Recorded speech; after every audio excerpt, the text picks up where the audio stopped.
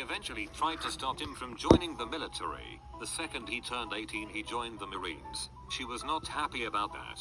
They're never happy when they realize they don't have total power and control. I had a friend in my street at the age of 8 or 9. He came to my house once or twice. My parents were always welcoming people, but we didn't have much. Anyway, his parents had a big house. I would say like 500k plus a fancy car. It was a hot summer's day and I was thirsty after 2 hours of playing soccer in their garden. When I asked my friend for some water, the parents told me to go home. Never went back there after that. My guests aren't even full in my apartment when I ask them if they want something to drink. As a kid, I went to a friend's house 2 or 3 times. They had a big bathroom upstairs next to her room and a guest bathroom downstairs. I told her I'd go use the toilet, and while washing my hands I heard her mother say to her, "Tell your friend to use the bathroom downstairs." It was so odd to me that they didn't want me to use the big one. They also accused me of stealing her Barbies, so they were an odd family overall. When I was out of work, a friend invited my family to use their lake house for a weekend vacation. Since we couldn't really afford to go anywhere really nice on Saturday, he calls up and says, "We'll be joining you and we'd really appreciate it if you could sleep in the basement." I would have rather not even gone.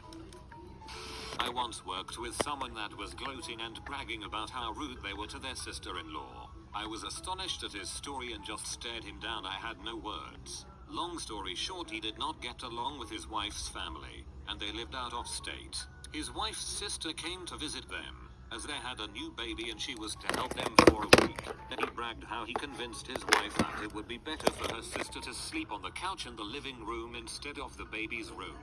He then began to explain to me that his computer was in the living room, and he was planning on playing WoW all night long with the sound up and no headphones, just to make things miserable for his sister-in-law. Never mind the fact that she was there to help his wife with the baby, and help with the house chores. Such a douche.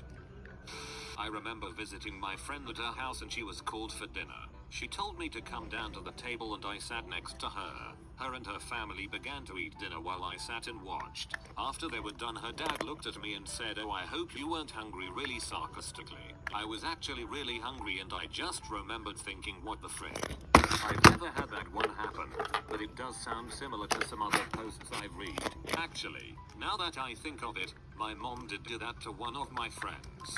While we ate, she made him sit outside. I never understood it.